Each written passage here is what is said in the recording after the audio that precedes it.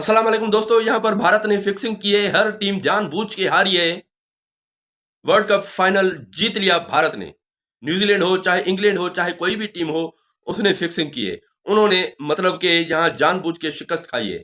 जैसे कि कैच छोड़ा था हैरी ब्रुक ने, तो वहां पर भी मीम्स बनी कि भाईजान आईपीएल का कॉन्ट्रैक्ट लेने के लिए एक कैच तो छोड़ना बनता है।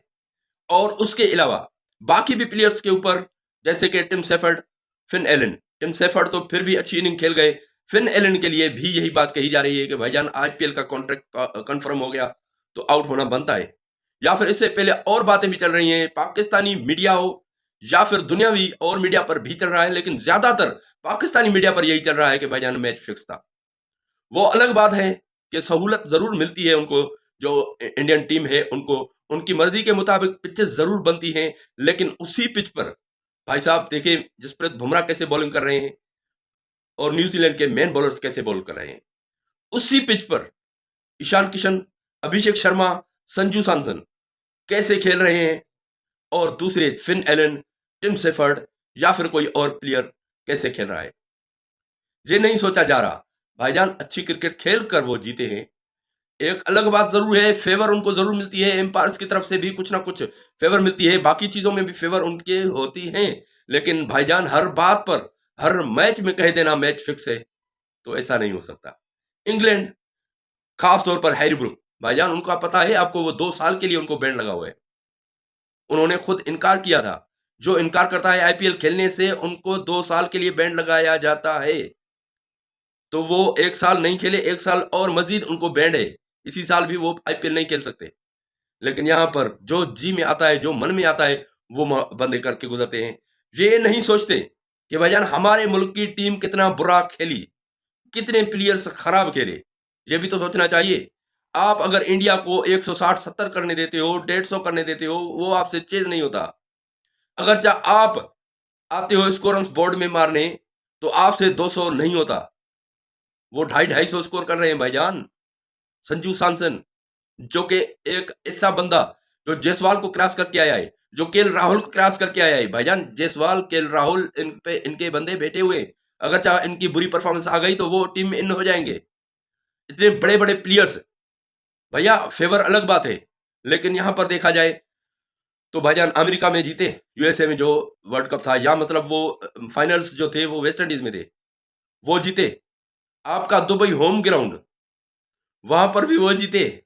चैंपियंस ट्रॉफी हो या फिर एशिया कप हो, लगातार 4 आईसीसी के टूर्नामेंट, एशिया कप को बाहर निकाल दे, लगातार 4 आईसीसी के टूर्नामेंट, एक में इनको शिकस्त हुई इसी ग्राउंड में, जिसके लिए पनौती कहा गया फाइनल से पहले, और बहुत कुछ कहा गया इंडियन मीडिया की तरफ से, या फिर उन प्लेयर्स पर भी ये परेशानी थी।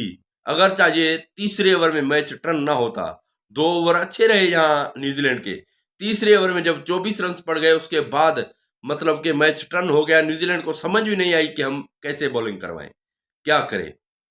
लेकिन फिर भी आप लोग ये बातें करते रहते हो। देखें भाईजान, संजू ने खुद कहा हुआ है कि भैया जब मेरी क्रिकेट बेहतर नहीं थी, जब मैं कुछ कोलैप कर रहा था, मैं नहीं अच्छे से खेल पा रहा था, तो सचिन तेंदुलकर से मैं मशवरे लेता था, उनको फोन करके पूछता था, और उनके पास भी चला जाता था कि मुझे टेक्निक में कौन सा मसला है, मेरी टेक्निक में मैं आगे नहीं बढ़ पा रहा। और उसके अलावा बहुत सी मिसालें हैं भाईजान। अजहरुद्दीन, जब इंडियन टीम पाकिस्तान में खेलने आई, तो अजहरुद्दीन जो उनका कप्तान था, उनसे रन नहीं हो पा रहे थे। जहीर अब्बास से जाके पूछा कि मेरे बल्ले से रन नहीं हो रहे हैं, क्या मुझ में खामी है, आप बताएं।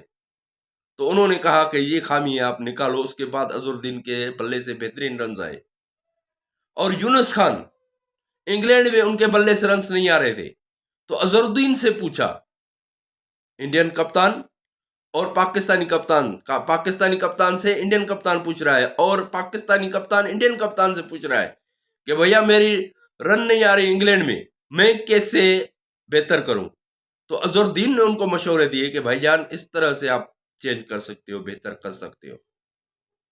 तो क्या आज के हमारे प्लेयर्स, हालांकि देखिए यहाँ युवराज सिंह ने तैयार किया, अभिषेक शर्मा को, शुभमन गिल को बड़े स्टार दिए, और बाकी भी ऐसे प्लेयर्स को तैयार कर रहा है बगैर किसी तनख्वाह लिए हुए। पाकिस्तानी थिंक टैंक्स यहाँ क्या कहते हैं, कि भाईजान मुझे ये संभाल के दो, चाहे शोएब अख्तर हो, चाहे यहाँ पर वसीम अकरम हो, वकार यूनुस हो, वो कहते हैं कि हमें ओहदा दो, पैसे दो, फिर काम करेंगे। भैया आपने फ्री में किसी को टिप्स दिए? शाहीन शाह अफरीदी की बुरी परफॉर्मेंस जब आ रही है तो क्या वकार यूनुस या वसीम अकरम ने उनको कुछ कहा? हालांकि वकार यूनुस, सकलैन मुश्ताक, शोएब मलिक, अब्दुल रज़ाक, सरफराज अहमद ये मेंटोर भी रह चुके हैं, 50-50 लाख रुपए लेते थे मंथली। क्या काम किया इन्होंने? और उसके अलावा अब टीवी पे बैठकर उन पर तनकीद करते हैं कि ऐसा नहीं करना चाहिए, वैसा करना चाहिए। भाईजान ये आप उनको तो बताएं फोन करके। या फिर ये पाकिस्तानी प्लेयर्स में तड़प है? क्या शाहीन शाह में तड़प है कि मैं अपने आप को कैसे बेहतर कर सकता हूं, किन सीनियर प्लेयर से मैं मशवरा मांग सकता हूं? या बाबर आजम में ये तड़प है? वो तड़पता हो कि भाईजान मैं जाऊं किसी सीनियर से मशवरा करूं? क्या जावेद मियांदाद से मशवरा करेंगे वो नहीं देगा? या जावेद मियांदाद को नहीं चाहिए कि आप फोन करो बाबर आजम को या उनसे मिलो? कौन सी मुसलमानी है आप लोगों में? जब भी इंडिया जीतता है आप लोग हमेशा कहते हो कि भाईजान ये मैच फिक्स था, ये मैच फिक्स किए जाते हैं। बाकी टीम्स जानबूझ के हारती हैं भाईजान।